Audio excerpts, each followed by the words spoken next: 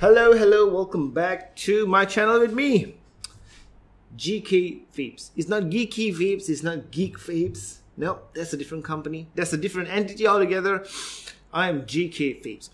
And occasionally I review clones, as you guys know, and most times when I review clones of high-end stuff that is almost impossible to get. This one is no exception. This is the Hussar RDTA. Hussar RDTA, small, tiny little RDA with a bottom feeding pin as well.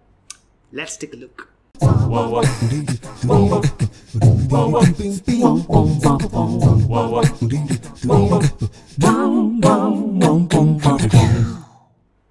Alright guys, so let's get started with the Hussar RDTA clone, Hussar RDTA style by SXK, and this one I picked it up from fastag.com. You can check the link in the description box below to where you can go and get it. You should be able to get it for about, let me check quickly, for about 14 bucks, right? 14 bucks. It's supposed to come with a squonking pin as well. Mine did not come with a squonking pin. I'm so gutted by that because, you know, I love squonking, and this is a really good atomizer. I'm going to show you how it works right now, right? So it's very simple here, as you can see. Before that, let me show you the packaging. Simple generic SXK packaging, says Hussar Vapes.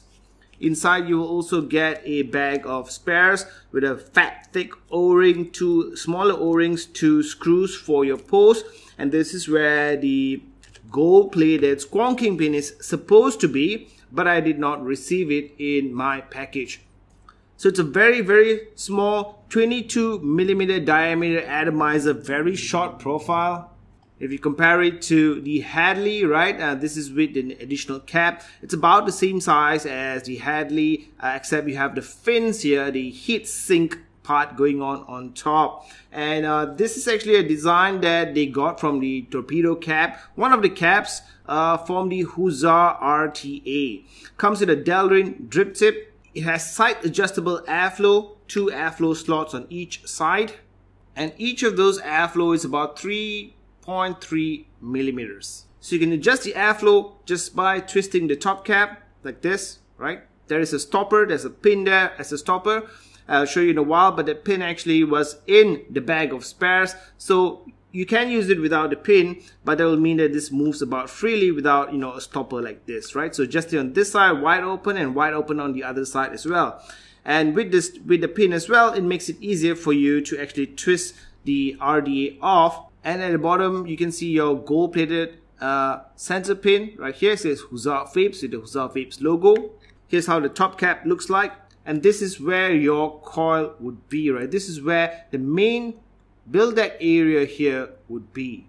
So it's a very reduced top cap going on, right? So if you can actually see, right, about this much, right from here is just a solid piece of stainless steel with the cutouts here, and then you have another cutout here for the pin. So this is the pin I was talking about. This pin actually came in the package, and in order to actually screw this pin in, you will need a really small Allen wrench like this, right? You can remove the pin, but it helps to the overall airflow mechanism, as I showed you before. So the build deck itself, you have two screws, Phillips head screws. Then you have your positive, gold-plated positive post right here, two wicking channels, and a hole to fill in your juice, and another hole right here for the air to escape, and also for excess juice to come out a little bit when you fill it up. So basically you just fill it up, and when you see juice coming out of this hole right here, you know that you filled in enough. The airflow, as you can see, it goes in at an angle, right? You have a cutout right here. So the airflow actually goes in at an angle from this side and from the other side as well. And your coil would be flat right here. So this part right here can be removed. The deck can be removed. So use a flathead screwdriver and loosen the 510 pin. Remove it. And then you can just take this part out, right? Very small, right? Not very large juice capacity. In fact, I think the juice capacity is, let me check, the juice, Fastag doesn't mention the juice capacity actually, but I'm guessing it's going to be about 2 mils, maximum 2 mils of juice. Very small area, as you can see here. So let's put this back. The 510 pin, of course, is non-adjustable because the moment you loosen it, everything just loosens, everything just comes loose. But it is protruding enough to use on a hybrid Mac mod if you want to, if you really have to. And now comes the question of what kind of builds you can put in here, right? So the airflow is wide enough. You can get enough airflow in here to put a fused Clapton coil if you want to. In fact, that's what I had previously before I took it out and cleaned it out for this review. So the first thing you need to do is you need to loosen that screw, and you need to loosen it as much as possible before it starts to wobble, right? Before it starts to wobble, that makes it just a little bit easier for you to put in your coil.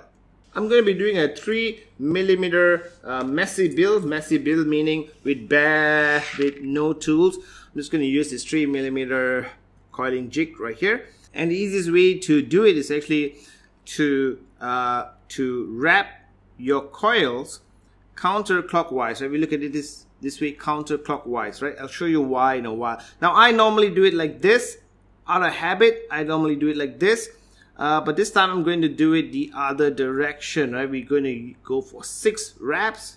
Like I said, messy build without much tools. That's okay. It all come together really nicely in just a while, right? 6 wraps, and you want your leads to be coming out on both sides flat like this. And now when you place your coil, it would go in really nicely, as I said, because the way it's designed, if you actually have your wraps the other way around, then you will basically need to put in your coil something like this, right? Something like this, which is a bit more of a hassle. So this is much easier once you have your coils roughly around this size, right? And you can see one lead goes in here and the other goes on the other side. So it's perfect. 6 wraps, I guess, will be just nice for this one. I can even reduce it if I want to, about 5 wraps, but I think once I squeeze the coils, get it to glow, it will be just nice. So in this case, for this wire, it's just not going to get under the screws, as you can see. So I'll have to take the screws out.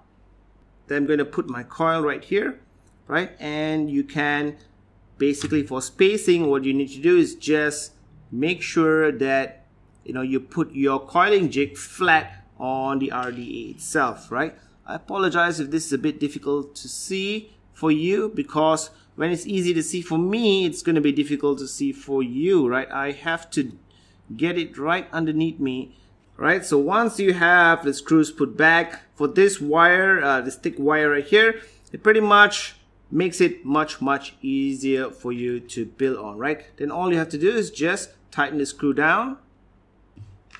Nice snug fit, and then I'm just going to cut off the excess leads from this side and from the other side as well. There you go. And now I can just adjust the coil, lift it up a little bit, but keep it aligned with the center. And this one right here is going to be reading at 0.6 ohms.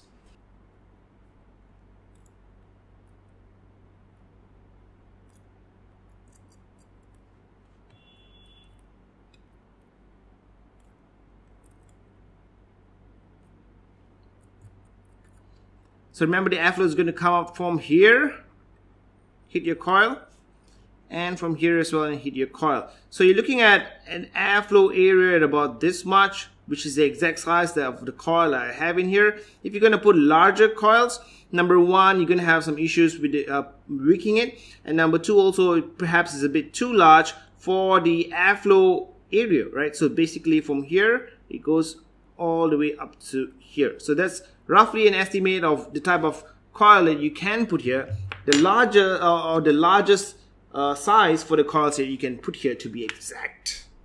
Cut your cotton just about this much, and then you can stuff it into the holes, but I prefer to just fluff up the cotton a little bit. The reason I do this is because I want my cotton to be really packed in the middle where the coil is, but at the tails, the ends of it, I don't want it to be too condensed, right? And also helps to straighten out the fibers of the cotton, and supposedly helps the cotton to wick better.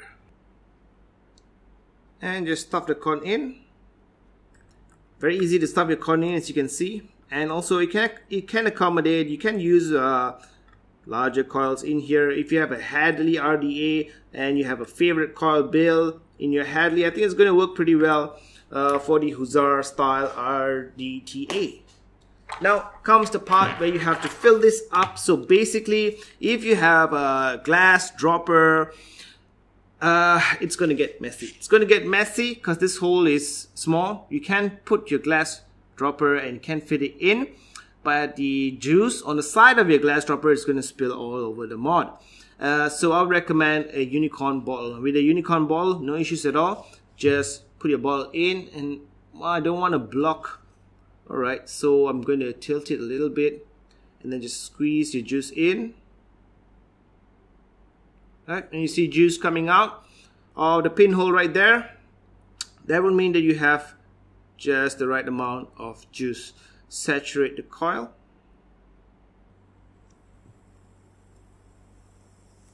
Put the top cap back on. And the way to do it is, you know that this little pin right here is supposed to line up or go into that hole. So you're going to start from that direction and then just move it back and forth until it goes in, just like that.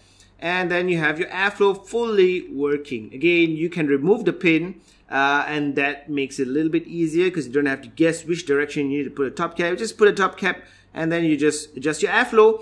But that will also mean that you have no stopper, and that also means that when you want to twist the RDA off, you're going to have some issues here because you need to take the top cap off and then grab a hold of the base and then unscrew it that way. I am very upset that I did not receive a bottom fitting pin in my kit, in my package. Although if you look at the pictures, so very clearly you can see a gold plated squonking pin right there. I did not receive it. Now this is the thing when you buy clone stuff, you never really know what you're going to get. Every now and then, you guys will comment that the clone item that you bought is not exactly the same as the one that I showed you, or missing some part or has some issues.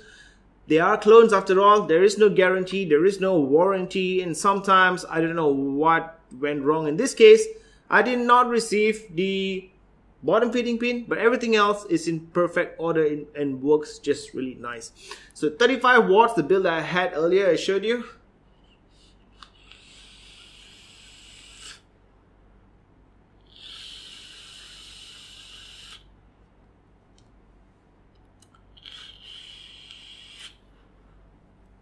Flavor is fantastic on this tiny little thing, right? And I am running out of juice. So if you watch my channels, I like to review 22mm atomizers because I believe for flavor you just need a 22mm atomizer, a single coil build, something like this, something like the Hadley, that will allow you to place a larger single coil build. You can get absolutely awesome flavor, and this one is no exception. It has all the signs.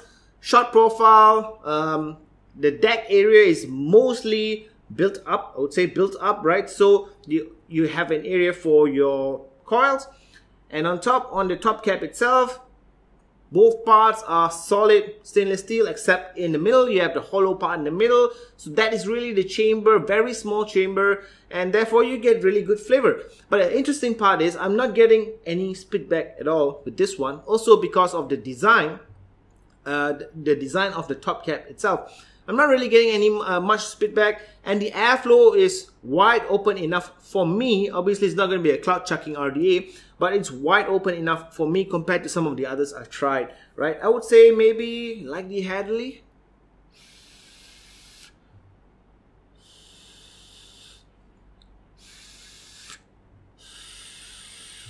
Slightly more wide open than the Hadley. But it feels different because the Hadley you have two holes and the air gets channeled in the middle. You have one on either side. So slightly different airflow, but the flavor is fantastic. Now the top cap design does help to prevent the cap from getting too hot, the heat sink or the fins that you can see here, but it does get a little bit warm, right? So if you check out the Authentic, by the way, the Authentic, I think they had one batch release of the Authentic. So what you can find today is not from the models themselves, by flippers, and I guess it will cost you about $200, 200 US dollars. And if they include the top caps, could be a little bit more. I've seen some really good looking top caps for the Authentic Hussar RDTA. I have no idea if they would fit this. I don't have the Authentic. Anyway, so yeah, it can get pretty warm, but it does work, the top cap design. So when it gets warm, the top part is always less warm than the bottom part. So the heatsink thing, it does work. But if you put a massive coil in here and chain vape on it, it does get a little bit warm. And this would have been the perfect Squonk RDTA for me if only it included a squonking pin. But but I did read on the Fastech forums that they do plan to release just the squonking pin. I was just too lazy to send it back or make a big deal because it only cost like what, 20 bucks? Keep forgetting the price. Something like that, right? So it's too lazy to send it back, and it works as a normal RDA anyway. But if the squonking pin is available separately, I will definitely buy it because it's going to be, perhaps for me, one of the best squonking RDTAs that I have. Even better than the Authentic ones that cost a bomb. Even better than those.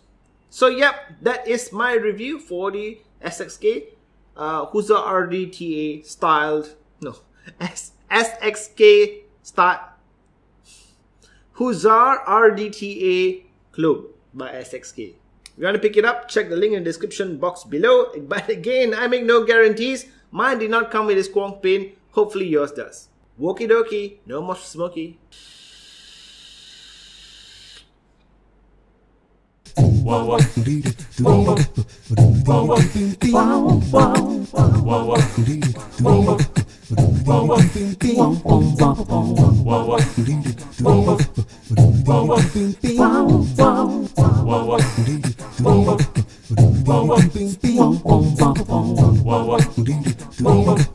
Wow.